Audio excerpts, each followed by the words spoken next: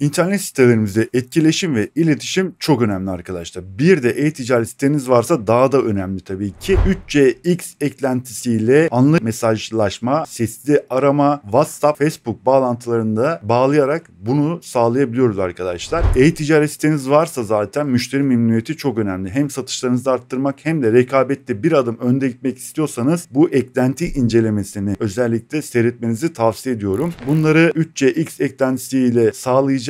Peki nasıl mı? Detayları birazdan. Merhaba arkadaşlar, ben Ramazan Boz. Bu videoda 3CX eklentisini incelemeye çalışacağız. Aslında ben biraz inceledim ama detaylarına çok inmeyeceğim arkadaşlar. Detaylarını incelemeye kalkışırsak bu çok uzun sürer ve artı benim de zorlandığım bir konu aslında, açık da söyleyeyim. Eklentinin tabii ki ücretsiz versiyonu var. Ücretsiz kullanacağız bunu. Bir eklentiyle sitemizin üzerinden sesli aramalar alacağız. Anlık mesajlaşmaya da sohbet diyebilirsiniz. Onları göstereceğim zaten. İkisini yapacağız arkadaşlar. Biraz daha detaylarını indiğiniz zaman WhatsApp ve Facebook bağlantılarına, yani mesajlaşma kısımlarında bu eklentiyle bağlayabiliyorsunuz. Bunu da site üzerinden kullanabiliyorsunuz arkadaşlar. Bu da güzel bir şey. E-ticaret sitesi olanlar için bence çok ideal. Anlık mesajlaşma bence önemli. Canlı sohbet, size ulaşılabilmesi çok önemli burada. O yüzden de bu eklenti gözüme çarptı ve ben bunu kendi sitemde de uyguladım arkadaşlar. maxentmet.com sistemde uyguladım. Şimdi detaylara indiğimiz zaman göreceğiz zaten, sayfamızda da testini falan da yapacağız zaten de onu da göstereceğim birazdan. Lafı uzatmadan hemen eklentinin incelemesine bir geçelim.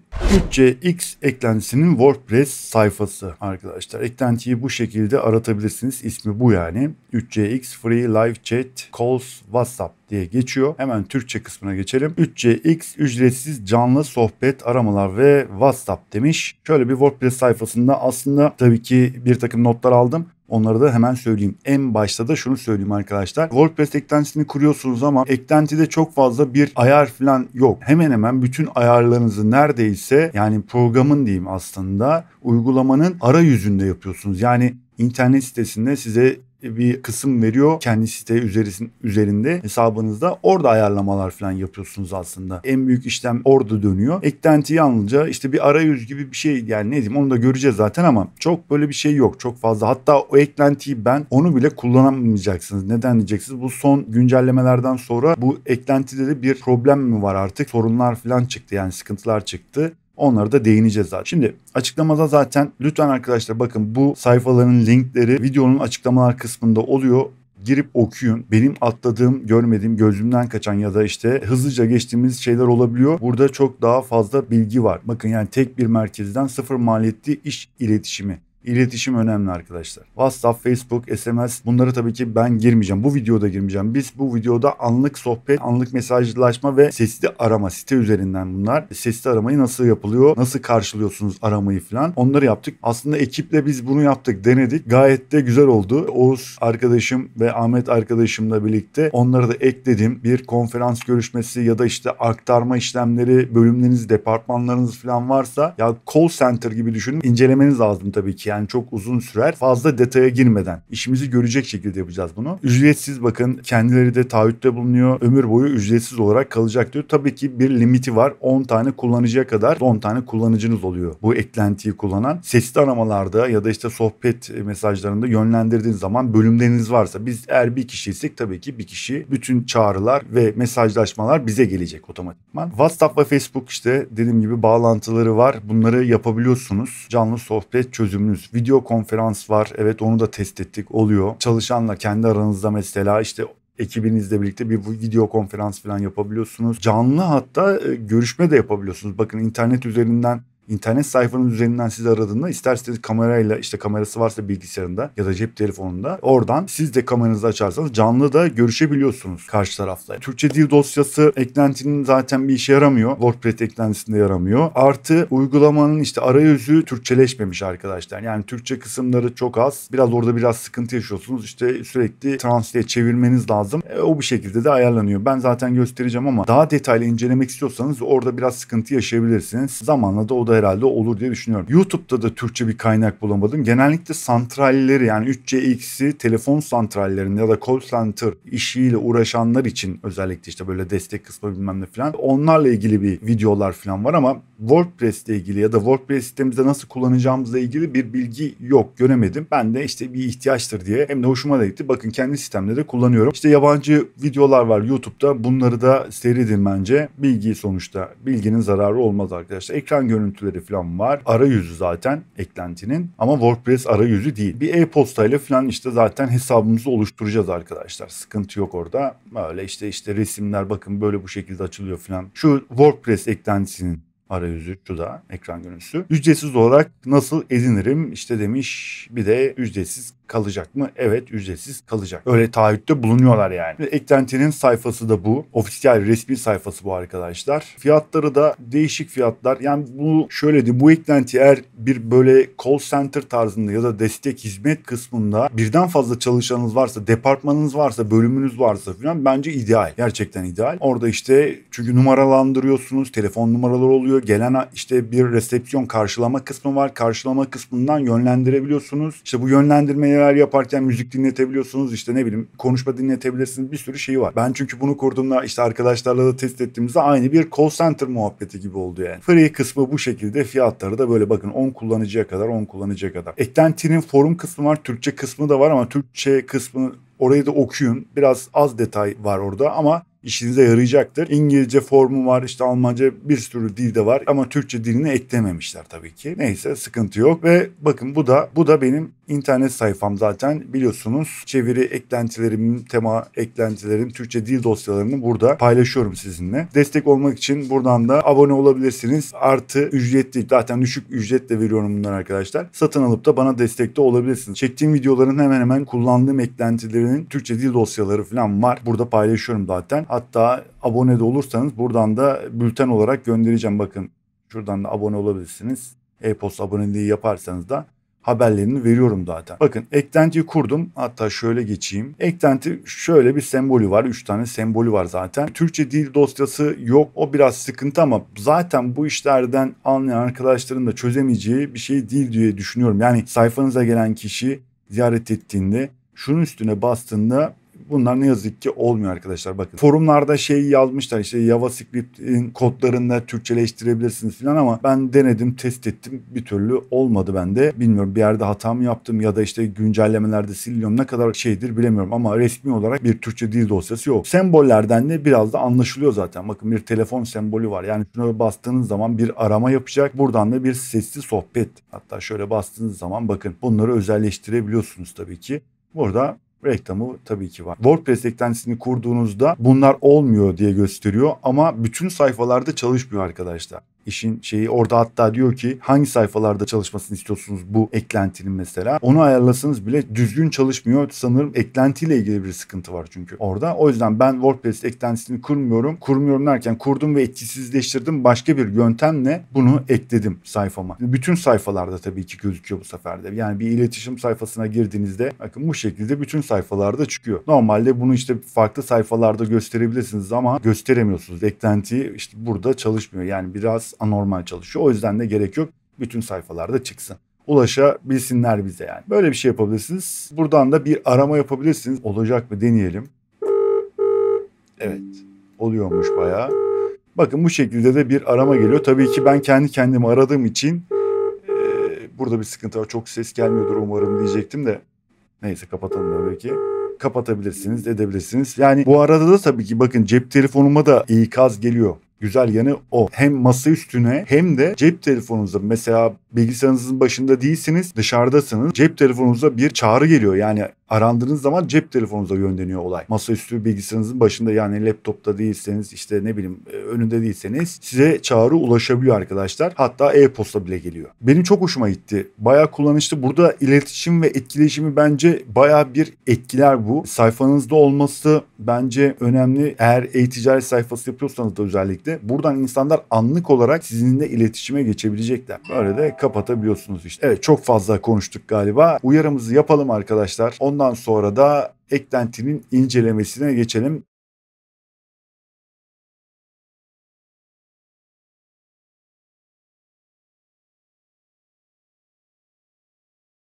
Eklentimizi internet sitemiz olan vpalemi.com sitesine kuracağız. Herhangi bir şey yok. Bakın gördüğünüz gibi normal düz bir WordPress sayfası. Tabii ki kontrol paneline geçelim. Sitede bir WooCommerce, Elementor falan var ama baktığınız zaman hiçbir şey yok zaten arkadaşlar. Buraya kuracağım ben şimdi eklentiyi.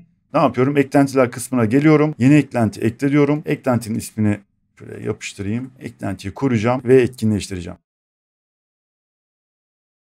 Eklentimiz kuruldu ve etkinleştirdik. Zaten hemen sol tarafta kontrol panelinde bakın. Bu tarafta ismi çıkıyor zaten. 3CX Live Chat. Eklentiye şöyle hemen baktığınızda bu şekilde aslında kurulumunu yaptık. Ama dediğim gibi eklentinin buradan aktifleştireceğiz. Ama burada bir çalışma sıkıntısı vardı. Şimdi işin tuhaf yanı da bu videoları çekerken de sürekli WordPress'te güncellemeler geldi arkadaşlar. Belki de başka bir eklenti kullanmadan da buradan da istediğimiz sayfada gösterebileceğiz. Normal şartlarda çünkü randımanlı çalışmadı. Bazı sayfalarda çıktı, bazı sayfalarda çıkmadı, etmedi falan. O yüzden de deneyeceğiz onu da. Şimdi eklenti kuruldu. Ne yapacağız? Eklentinin yani resmi sayfasında bir hesap oluşturacağız. İsterseniz Google hesabınız varsa Google üzerinden açabilirsiniz. İsterseniz de e-posta üzerinden açabilirsiniz. Ben e-posta üzerinden devam edeceğim. Buraya zaten direkt bakın e-posta sitede kullandığınız e-postayı buraya çekiyor. İsterseniz de değiştirebilirsiniz tabii ki. Sıkıntı yok onda. Buraya da hemen ismi yazalım. Buraya kayıt olduğunuz zaman e-postanızda bir aktivasyon e-postası gelecek arkadaşlar. O yüzden de doğru adres verin. Let's go diyorum.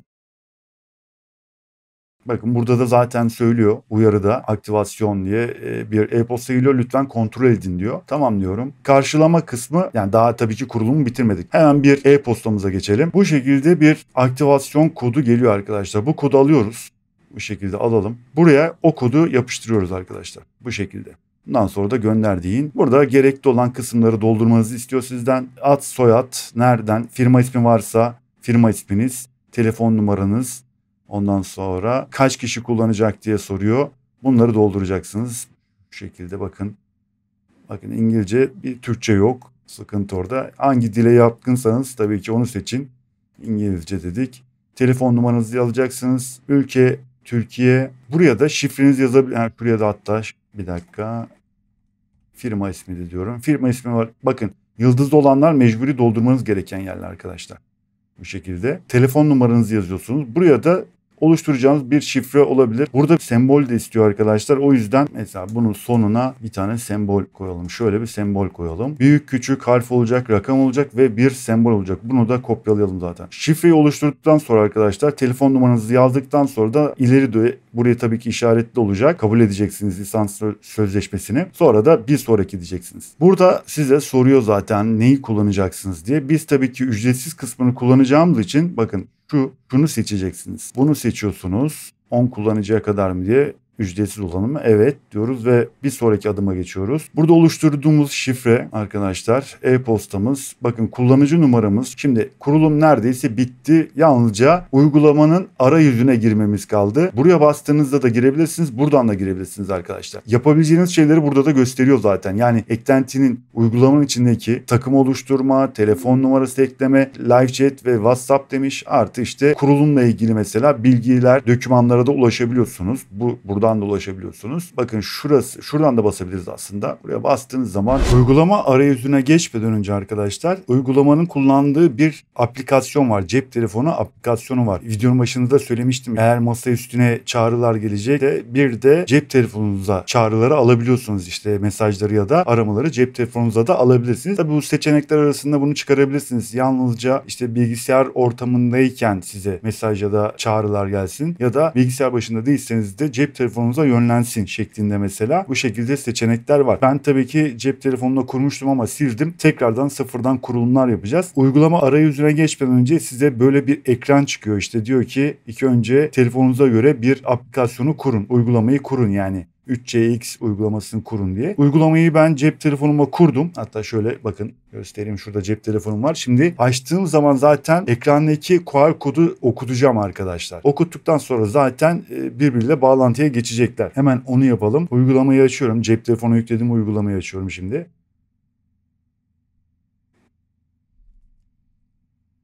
Burada size işte soruyor, onaylıyor musun? Hadi kurulumunu yapalım diye Türkçe arayüzü. Bazı kısımlar gayet iyi Türkçe ama bazı kısımlar ne yazık ki işte İngilizce olarak devam ediyor. Burada lisans anlaşmasını onaylıyor musunuz diye soruyor. Onaylıyorum. Burada QR kodunu tara diyor. Ekrandaki QR kodunu tarayacağız arkadaşlar şimdi.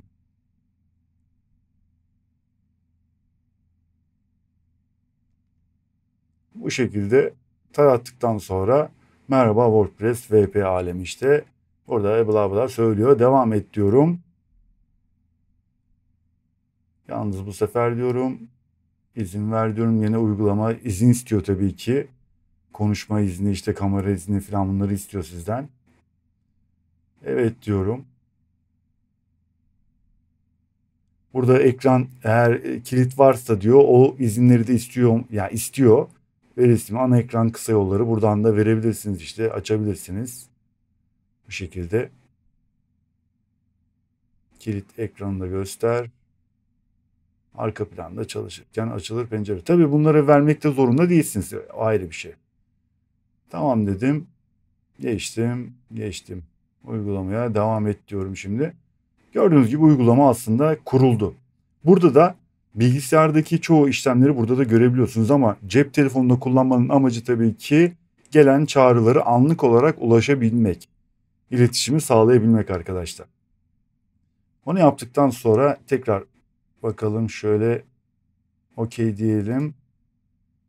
Evet, uygulamanın arayüzüne geldik. Şimdi ayarlara bir bakalım arkadaşlar isterseniz. Uygulamanın ayarlarına şöyle bir admin kısmı bakın. Admin kısmı var. Şuradan önce bir adminden başlayalım. Zaten admin kısmındayız. Ayarlar kısmı. Settings'e bir girelim şöyle. Burada direkt çağrıyı zaten biz alacağız arkadaşlar. Şu an herhangi bir başka numaralar eklemedik. Eğer ekibinizde işte arkadaşlarınız varsa onlara da birer tane 10 tane numara paylaşım yapabiliyorsunuz. Böylece ne olur? İşte departman bölümleriniz varsa ya da işte meşguliyetinize göre gelen çağrıları yönlendirebilirsiniz. Genel kısmında burada işte bir resim ekleyebiliyoruz. Ondan sonra ne varmış başka? Dil varmış. Dili de hatta şöyle Türkçe yapalım. Aynen. Uygulama arayüzü de Türkçeleşti. Çağrı yönlendirme var. Eklentiyi bayağı bir incelediğiniz zaman böyle içine girdiğiniz zaman mesela dediğim gibi call center gibi bayağı şeyi var arkadaşlar. İşlemleri var. Şimdi burada bakın genel seçeneklerde mobil telefonumu çaldır.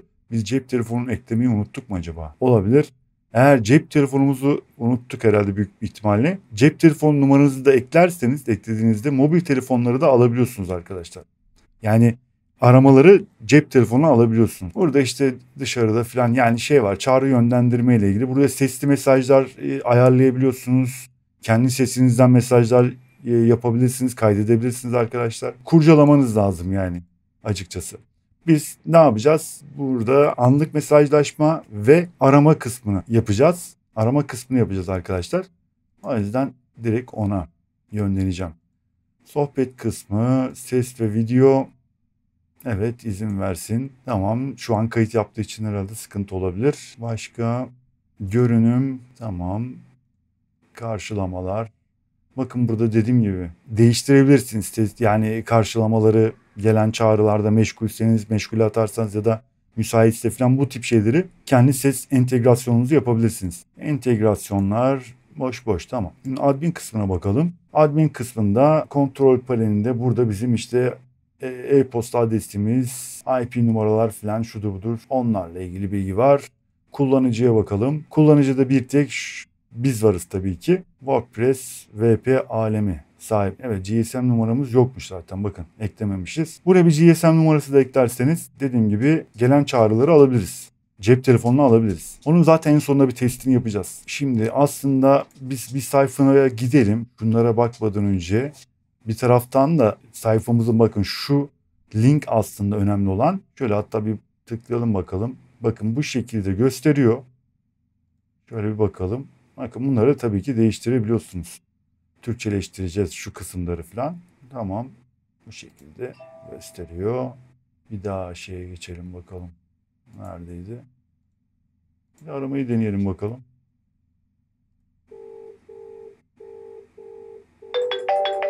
Evet. Cep telefonuna da şu an sesi duyuyor musunuz? Duyuyorsunuz büyük ihtimalle. Tamam. Çok çaldı. Bayağı çaldı. Bu şekilde mesela dışarıdan da şimdi başka bir site üzerinden deneyeceğiz. Aramayı da deneyeceğiz gerçi ama aynı şekilde biraz şey olabiliyor. Bunu zaten canlı yayını yapmıştık herhalde. Tabii. Son canlı yayında testini yapmıştık. Ben normalde kendi internet siteme de kurmuştum. Oradan Ahmet arkadaşım aramıştı beni. Bağlanmıştı hatta. O şekilde konuşmuştuk. Yani çalışıyor. Ayarlarını yapacağız. Ufak tefek ayarları var. Şimdi bunu tabii ki sitemize yerleştirmemiz lazım. Sitemizde şu an admin paneline bir gidelim. Nerede bizim admin panelimiz? Evet, admin panelimiz. Mesela hepsini de göster diyorum. Kaydet diyorum. Bakalım gösterecek mi? Yani bu güncellemelerden sonra şeyi yazmayı unuttuk. Bunu alacağız, kopyalayacağız. Bakın şu adresi alacağız arkadaşlar. Bu adresi alıyorsunuz. Buradaki alana yapıştırıyorsunuz. Buraya gelecek. Tekrar kaydet diyorum. Şimdi sayfamıza bir gidelim bakalım, şurayı yenileyelim. Bu şekilde silik çıkıyor ama bir bakalım. Evet, silik çıkıyor. Tamam, neyse ona bakacağız şimdi. Şunu bir yoksayalım. Bakın şöyle de bir bildirim falan da geliyor zaten. Bakın çağrı, bir de sohbet geldiğini gösteriyor. Bu şekilde buradan sohbetten devam edebiliyorsun. Tekrar buraya gelelim. Şimdi ilk önce şu kullanıcıdan devam edelim. GSM numarası, ad soyad. Burada isimleri değiştirebiliriz. VP alemi, WordPress link. Buradaki linkler ise arkadaşlar şahsın, yani buradaki kayıtlı kullanıcının birebir linki aslında. Şimdi şunu mesela şöyle yapalım. Ramazan Boz dediğinizde direkt buradan yapılacak çağrılar, yani bu linkin üzerinden yapılacak çağrılar buraya gider. Bu kullanıcıya gider. Başka kullanıcıya gitmez yani. Böyle de mesela birkaç tane kullanıcı oluşturduğumuzda onların linklerini de, eğer bilmiyorum tabii yapılacak işe göre değişir de bu şekilde yapabilirsiniz de. Buradan yalnızca işte ad ve adını, soyadını, yalnızca e-postayı falan ya da hiçbir şey de göstermeyebilirsiniz. Ad ve e-posta olsun, yani adı ve soyadı olsun, işte neyse e-postası olsun. Bu şekilde. Çağrı yönlendirme tamam. Mobil telefonumu çaldır. Şöyle bir telefon numarası yazsak hikayeden. Bu arada işte gelen çağrılarda cevaplanmazsa size e-posta olarak da geliyor. Şu an geldi bir tane mesela. Deminki çağrı kısmı, sohbet kısmını açtığımızda, kapattığımızda bize bir uyarı geliyor. Bir arama için bir de uyarı geliyor. E-postanıza geliyor arkadaşlar. Kaydet dediğimde ne yapıyor bakalım.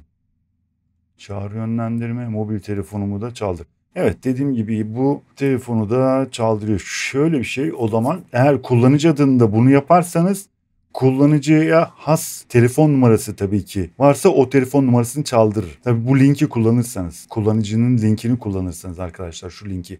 Ama bizim ana linkimiz neydi arkadaşlar? Şudur. Ana linkimiz bu. Bakın şu rakamlarla başlayan 1887. Bu sitemizin her yerinde gözüken o çağrı işte sembolü, çağrı dediğim sohbet sembolü, iletişim sembolü mavi olan o arkadaşlar. Bu da kullanıcı linki mesela.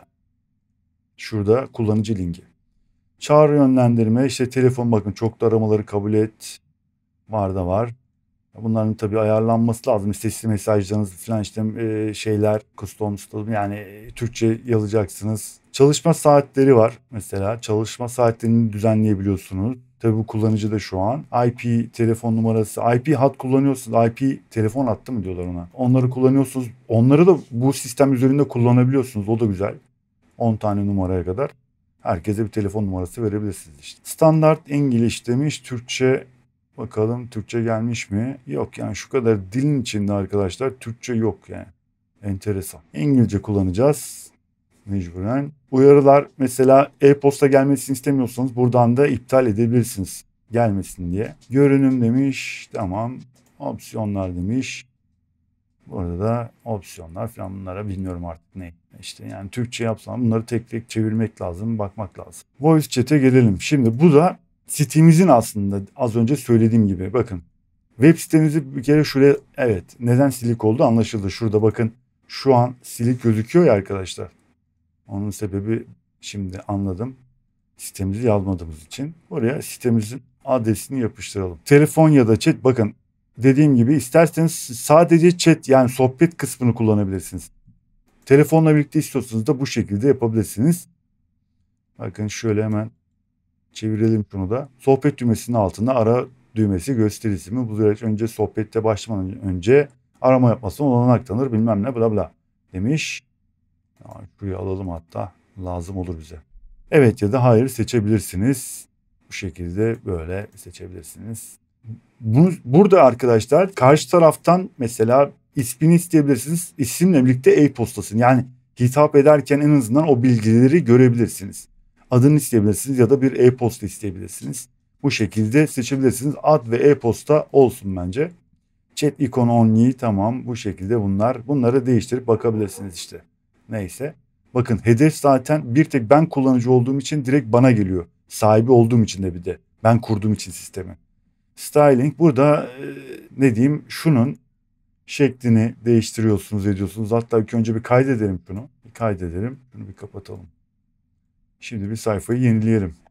Evet geldi. Ya bakalım diğer sayfalarda da çıkıyor mu? Bence yeni bir güncelleme mi oldu? Yani güncelleme olabilir ya da arkadaşlar benim internet sitemden dolayı kaynaklanan evet olabilir. Bir kodlamalardan dolayı çakışma olabilir. O yüzden çünkü şu an çok bir fazla sayfa yok. Eklenti de yok aslında. Bir WooCommerce eklentisi falan var. Ekstradan bir eklenti yüklemeye gerek kalmayacak. Kuracak olan arkadaşların internet yani sayfalarında bir kod çakışmasından dolayı dediğim gibi uyumsuz çalışıyordu. Her sayfada çıkmıyordu, etmiyordu. Gerçi ama bizim sayfamıza çıkıyor. Bir de şöyle yapalım. Bir dakika arkadaşlar. Şunu bir bakım modundan çıkarayım. Hatta ben şöyle üst sağa sola geçeyim şöyle. Bakalım bakın şu şekilde tamam. Şimdi bizim bilgisayarımızda tabii ki gözüküyor. Bir de şeyde bir bakalım. Şu bakım modundan bir çıkayım. Diğer bilgisayarımda bakacağım şimdi. Evet. Diğer bilgisayarımda baktım. Orada da gösteriyor arkadaşlar. Demek ki benim internet sistemdeki kod çakışmasından dolayı çıkmıyordu. Uygun çalışmıyordu yani. Onu da halletmiş olduk. Hatta şöyle bir açalım bakalım. Icon. Buraya işte ad ve soyadını istiyoruz. Adını istiyoruz ve e-posta istiyoruz. Buradaki resmi biz kendimize göre değiştiririz. Şu kısımlar yani şu tamam şurada herhalde Türkçeleşiyordu ama bazı kısımlar değişmiyor tabii ki. Şimdi oraya da geleceğiz zaten. Hemen devam edelim. Styling işte şekilli sembolün mesajlara. Buraları mesela Türkçe ekleyebilirsiniz arkadaşlar bakın. Burada zaten İngilizce olarak yazıyor. Bunları Türkçe olarak ekleyin. Browser'a bakın burada da Türkçe yok işte. Visitor Browser. Ziyaretçinin kullandığı tarayıcıya göre dili seçsin seçeneği var ama hatta şunda bakalım. Türkçeleşmiş mi? Hayır yani. Browser'a göre de değişmiyor. Bunlar ama buralara yazdığınız karşılama bakın otomatik mesajlama bunlar Türkçe yapabiliyorsunuz arkadaşlar. Mesela şöyle diyelim. Online greeting mesaj mesela şunu çevirelim. Çevrim içi tebrik mesajı. Merhaba diyelim mesela. Merhaba.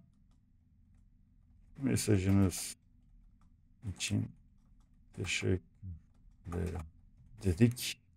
Mesela buraya da karşılama merhaba sizin için ne yapabilirim falan işte neyse. Merhaba. Sizin için size nasıl yardımcı olabilir mesela? Size nasıl yardımcı olabilirim? Buraları mesela yazabiliriz. Bunu da böyle kaydedelim hatta. Resim ekleyebiliriz. Bir tane hemen bir resim ekleyelim. Avatar ya da avatar. Sırf avatar gösterebiliriz. Avatar olsun ya da ismimiz de olsun. Bir tane resim ekleyelim. Logomuzu ekledim. Buraya da mesela VP destek dedim. Tamam. Gelişmişti. Burada şimdi tabii karşı taraftan e-posta alacaksanız, e-posta bilgisi işte alacaksanız bir ne diyeyim size kişisel verileri koruma kanununa göre falan karşı taraftan bir bilgi aldığınızda bunu karşı tarafa bildirmeniz lazım ki onay vermesi lazım. Onay verdikten sonra siz yasal sorumluluğunuzu üstünüzden atıyorsunuz bir yerde. Bunu açmak için mesela bunu açtığınızda buraya tabii ki yazmanız lazım. İşte bilgileri 30 gün boyunca işte saklıyoruz ya da işte şudur budur filan işte bilmem ne filan. Yani o çerez bilgileri filan verdiğimiz zamanında söylüyoruz ya o bilgileri karşı tarafında kabul etmesi lazım. Yani ben sallıyorum şimdi kafadan atıyorum. Kabul ediyorum. Tüm şartları kabul ediyorum dedim. Tamam kaydet diyorum. Şimdi bir sayfaya bir bakalım. Şunu bir çerezle temizleyelim. Merhaba mesajınız için teşekkür ederim. Ya bu tabii biraz saçma oldu şimdi. Onun üstünde o şekilde gözükmesi saçma oldu. Neyse Şöyle bakalım. Bakın logomuz geldi. VPA destek. Buraya tabii dediğim gibi farklı bir şey de yapabilirsiniz. Tüm şartları kabul ediyorum. Yani buraya mesela Ramazan dedim. E-postada info tüm şartları kabul ediyorum. Chat'e başla diyorum mesela. Merhaba, size nasıl yardımcı olabilirim? Merhaba.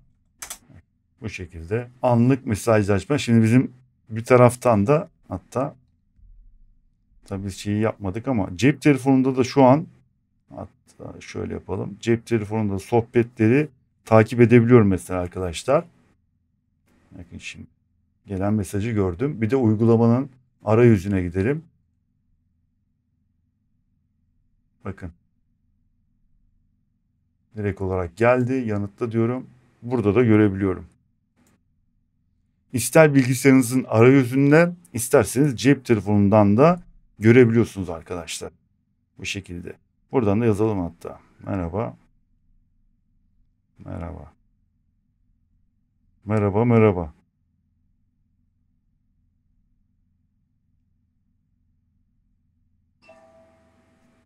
Karşı tarafa gönderdik.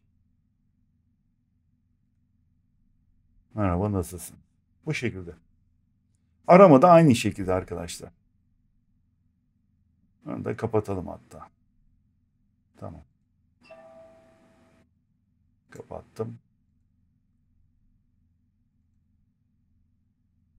Bir de aramaya bakalım. Sohbet oturumu kapatıldı diyor. Okey. Mikrofonu kullanmaya izin ver diyor. İzin verelim. Evet, bayağı bir çalıyor tabii şu an. Çalıyor mu arkadaşlar? Çalıyor. Mesela şimdi arayüzünden buna neredeydi arayüzümüz? Ha, burada. Bakın. Yanıtla dediğimde şu an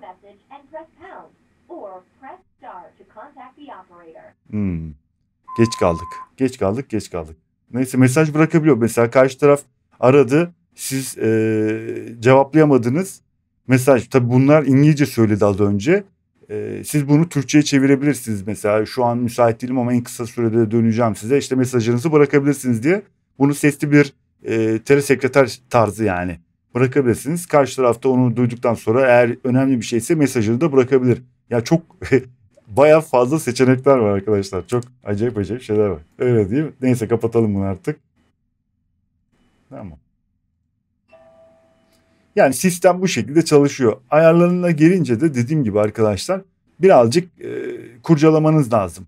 Kurcaladıktan sonra da sıkıntı yok. Kendinize göre bayağı bir şey çıkıyor. Yani iyi bir şey yapabilirsiniz. Bakın nerede kaldık? Kullanıcı yaptık. Voice chat'te burayı yaptık.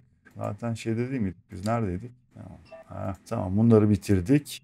Evet. Outbound aramalar dışarı aramaları mı demekti bu ya? Çevir. Giden kural adı demiş. Ya bunları işte biraz kurcalamak lazım. Bunları da tam ben de bilmiyorum. Yalan yok. Çünkü yani çok böyle yeteri derecede şey yapamadım. Kaynak bulamadım arkadaşlar. Ama bulunur. Forum kısmından da faydalanabilir. Videonun başında da söylemiştim. Çalışma saatleri var. Çalışma saatte bunları mesela ayarlayabiliyorsunuz. Güzel. Neden? Mesela bu saatlerin dışında arama gelmiyor arkadaşlar. Bunları engelleyebilirsiniz. Saatlerinizi mesela başlangıç saatiniz şu işte saat 08'den işte 16'ya kadar dediğinizde bu şekilde bakın 8-16 ara saatler, yemek saatleri falan olabilir mesela. Onlar tatil zamanını ekleyebilirsiniz. Burada tatil günlerini, bayram günlerini falan ekleyebilirsiniz. Başka mesela ne var burada? Burada dediğim gibi bakın birden fazla eğer kullanıcınız olursa yani burada mesela bir tane kullanıcı ekleyelim mesela 2006 26 910 bizim numaramız. Benim kendi numaram şu an. 911 bir başka arkadaşımın numarası. Onu da ekleyebiliyorsunuz. Ne yapıyorsunuz? Bakın onu da hemen anlatayım. Çünkü biz bunu yaptık, test etmiştik. Oldu. Oğuz ve Ahmet arkadaşımla yaptık bizim ekiple. Buraya kullandığı bir e-posta yazıyorsunuz. Adını soyadını yazıyorsunuz zaten. Varsa GSM numarasını işte ekleyebilirsiniz. Kullanıcı rolü de işte resepsiyonist bakın departman yönetici olma falan demiş burada. Seçebiliyorsunuz. normal kullanıcı da olabilir. Kullanıcı gene aynı şekilde cevap verebiliyor çağrılara. E-postasını yazdıktan sonra kaydettiğinizde eklediğiniz arkadaşın e-postasına bir kod gidiyor arkadaşlar. O kod üzerinden gene cep telefonu yüklediği bu uygulamayı taratıp QR kodu tarattığı zaman direkt olarak ekleniyor. O da kullanmaya başlıyor. Nasıl kullanmaya başlıyor? Dediğim gibi eğer ayrı bir kullanıcı linkini bir yerde kullanabilirsiniz. Her kullanıcının bir linki var sonuçta, ya da site genel linkini, yani şu linkte mesela gelen çağrılarda dediğim gibi ona yönlendirebilirsiniz. Siz kendiniz alabilirsiniz, ya da telefon işte geldi ya da chatte, sohbette mesela 26 911 onun kendi numarası olduğu için, bakın 910 bizim numaramız. 911 onun numarası, ona yönlendirebiliyorsunuz. Aramaları ve yazılı sohbeti de yönlendirebiliyorsunuz. İşte bu departmana göre değişebiliyor. Ya da işte ne bileyim artık niçin eklerseniz ne yapacaksınız onu bilemem. Bu şekilde de kullanabiliyorsunuz. 10 kişiye kadar ekleyebiliyorsunuz. Ya bildiğiniz call center'ın biraz böyle ne diyeyim, yani call center gibi bir şey bir yerde de. Ama biz bunu ne yapacağız? Sitemizde işte iletişim, destek, meslek bir şekilde kullanmak için kullanabiliriz. Niye kullanmayalım? Ve Facebook ve WhatsApp bağlantıları da yapılıyor buna, bakın yani o da güzel bir olay. Başka ne var? Reports. Burada da işte My Reports demiş. Tamam, raporlar bakın. Buralardan yani işte gidebiliyorsunuz. Linkler var. Kayıt defteri var. Event log. Burada da satın al dediğinizde işte şu an tabii ki biz neyiz? Ücretsiz 10 kişiye kadar kullanabildiğimiz ücretsiz sürümünü kullanıyoruz. Ve ücretsiz kalacakmış. Fiyatlarını zaten göstermiştim şeyinde. Videonun başında da kullanmıştık zaten. Göstermiştim. Bu şekilde. Şimdi bir de şu tarafa bakalım. Bakın, bildirimleri göstermek. Yani şu an buna okey verdiğinizde, izin verdiğinizde arkadaşlar gelen aramalara sizin ekranınızda gösterecek. Bu şekilde başka bir yerde olsanız bile, başka bir yerde dolaşırken bile, mesela sayfanızdayken bile falan, bu şekilde buradan ikaz gelecek size arkadaşlar. Göreceksiniz yani. Ondan sonra takımda bir tek ben varım zaten şu an. Sohbet kısmı, gelen sohbetler işte görebiliyoruz. Buluşun dediği yerde arkadaşlar, burada mesela grup arkadaşlarınızı ekleyebiliyorsunuz. İşte konferans yapabiliyorsunuz. Bakın, görüntülü şekilde de yapabiliyorsunuz. Buradan görüntülü konuşabiliyorsunuz ya da telefonla. Diğer bizim hani WhatsApp'ta da işte ya da Discord üzerinden ya da meeting yaptığımız şeyler gibi düşünün bunu. Çağrılar, gelen çağrılarımız, panel, bu panelde ne var bilmiyorum şu an, bir şey yok. Biz varız. Burada kişi listesi var. İşte eklediğiniz zaman arkadaşlar burada kontaklarınızı göreceksiniz. Şurada bakın, durumu müsait, dışarıda bu şekilde zil devresi kapalı falan, yani bayağı güzel yapmışlar. Burada işte nereye gitti bu? QR kod var, aramalar var. Buradan da mesela kendi ekip arkadaşlarınızı da arayabilirsiniz buradan mesela. Dedim ya 2900 2929 611 mesela, atıyorum 10 mesela, öyle miydi neydi işte. Buradan da arayabiliyorsunuz. Kendi ekip arkadaşlarınız arasında görüşebilirsiniz. Güzel. Bence ücretsiz bu kadar özelliğin bir arada olması, yani baktı tamam biraz İngilizce ama bir şekilde de kullanılır. Yani çözülür olay. Çözersiniz bunu yani. Ben çok zorlanacağınızı düşünmüyorum açıkçası. Biraz zamanınızı alır ama çözülür. Güzel bir call center yaparsınız arkadaşlar. Call center merkezi kurabilirsiniz yani. Android uygulaması, iOS uygulaması, Windows App. Yani başka bu eklenti hakkında söyleyecek bir şeyim var mı? Bakıyorum. Snippet olayı vardı. Şimdi videonun başında demiştim. Demek ki benim sistemden kaynaklanan, internet sistemden, kod çakışmasından dolayı o her yerde çıkmadı. Bütün sayfalarda göremedim arkadaşlar. Şu sembol çıkmadı yani. İşte bazı sayfalarda çıktı, bazılarında çıkmadı, etmedi falan. Ben de şöyle bir çözüm buldum. Kodun snippet olarak, yani şu eklentiyi, VP Code diye bir eklenti var. Aslında kanalda Code Snippet mıydı? Öyle bir video olacaktı, çekmiştim. O da aynı işlemleri yapıyor. Snippet eklentisini, onu nereden bulacaksınız ama şimdi kodu, değil mi? Evet, şimdi bir dakika. genel bakın 3CX Live Chat denilen bu zaten sitemize eklediğimiz şu yani. Şu eklediğimiz. Şurada 3 nokta var bakın. Ona bastığınızda Code Snippet diye bir şey çıkıyor. Buraya basın. HTML kodu olarak alacağım deyin. Bakın şuraya basacaksınız. Kopyaladı mı? Kopyaladı. Kopyaladı HTML kodu.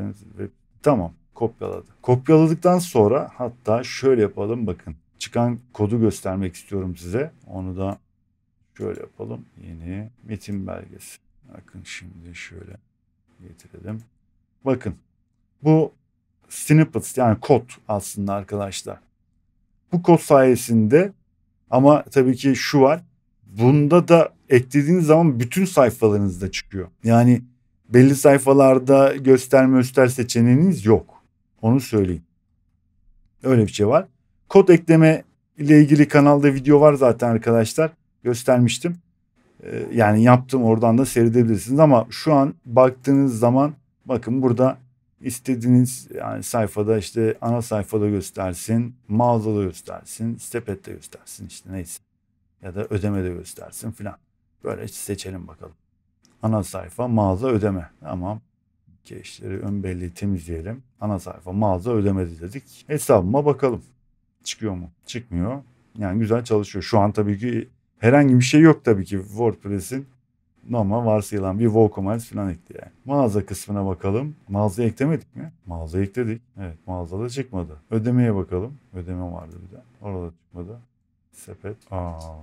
Bir dakika. Herhangi bir şey ürün olmadığı için olabilir mi acaba? Gizlilik politikasını ekledim. Temizle. Tamam. Ana sayfada var mı? Ana sayfada gene çıkmadı. Enteresan. Yani hepsini mi seçmemiz gerekiyor yani arkadaş? Tamam, gizlilik politikasında çıktı. Niye ana sayfada çıkmıyor bu sefer de? Gizlilik politikasında çıktı. Hesabımı seçmemiştik zaten. Hesabımı da ekleyelim. Tamam hadi. Bunu da ekleyip deneyelim bakalım. Evet, hesabımda çıktı. Ana sayfada çıkmıyor bu sefer de. Bu şekilde kodla da dediğim gibi eğer uygulamanın kendi şeyinde özelliğinden şuradan yaptığımız gibi sayfalarda çıkaramazsanız da ya da bir uyumsuzluk falan olursa snippet üzerinden de ekleyip bütün sayfalarda çıkarabilirsiniz. Başka söyleyeceğimiz bu eklenti hakkında başka ne var? Bir şey var mı? Yok herhalde. Ne var? Ayarlar, sesli mesaj. Bakın gelen sesli mesajlar. Bunu ilk önce indirmeniz gerekiyor. Şurada telefonda oynat diyor. Bakalım. Cevaplayamadınız. Mesela tabii bunlar İngilizce söyledi az önce. Siz bunu Türkçe'ye çevirebilirsiniz mesela. Şu an konuşma geliyor herhalde değil mi? Döneceğim size. İşte mesajınızı bırakabilirsiniz diye. Bunu sesli bir mesaj tarzı yani. Bırakabilirsiniz. Karşı tarafta onu duyduktan sonra eğer önemli bir şeyse mesajınızı bırakabilir. Yani çok bayağı fazla seçenekler var arkadaşlar. Çok acayip şeyler var.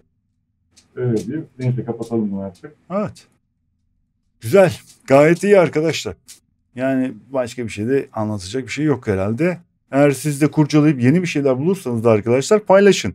Videonun yorumlar kısmında yazabilirsiniz en azından. Eklentiyi gördük. Başta normalde bu çekim biraz şey oldu arkadaşlar. Kesik oldu. Neden oldu? Normalde ben bunu kendi internet kanalımda zaten kullanıyordum. maxetpaint.com'da kullanıyordum ama telefon numaramı eklediğimde tekrar mesela video kaydına geçtiğimde bir hata verdi. Telefon kaydım oraya kayıtlı olduğu için tekrar bir numara istedi falan derken bayağı bir şey oldu. Orayı silmek zorunda kaldım. Artı silmeden önce de arkadaşlar sağ olsunlar denemek için herhalde baya bir böyle çok cevapsız çağrılar geldi. Birazcık o da sıkıntı yarattı bende de. Sohbet tarafı yani aslında kendi siteme test amaçlı koymamıştım ama hani kullanılır diye artık onu kaldırdım. Bu videoyu çektim ondan sonra da zaten devam ettim. Aslında yarıya kadar çekmiştim ama bazı kısımları yapamadık tabii ki. Geçememiştik. O yüzden de böyle bir şey yaptım. Yani elimden geldiğince de anlatmaya çalıştım. Dediğim gibi bu videonun Türkçe kaynağı yok. Bulamadım ben. YouTube'da bulamadım açıkçası da. Varsa da belki de gözümden kaçtı ne diyeyim. Forum kısmını değerlendirin arkadaşlar. Uygulamanın bu eklentinin işte dediğim gibi forum kısmı var. Yani 3CX İngilizce, Türkçe kısımları falan forumları var. Oralara girin arkadaşlar. Orada da sorularınızı paylaşabilirsiniz. Yetkili insanlar var çünkü. Bayağı büyük bir firmaymış yani bu 3CX. IP telefonlarda mesela call center'larda falan kullanılan bir şeymiş herhalde bu da. Umarım faydalı olmuştur. Elimden geldiğince anlatmaya çalıştım. Dilimin döndüğünce de diyorum. Eğer beğendiyseniz lütfen arkadaşlar bakın Buraya kadar seyrettiyseniz başta teşekkür ederim. Beğendiyseniz de bir beğeni atın. Yorumda yazarsanız çok mutlu olurum. Bir sonraki videoda görüşmek üzere. Kendinize iyi bakın. Hoşça kalın.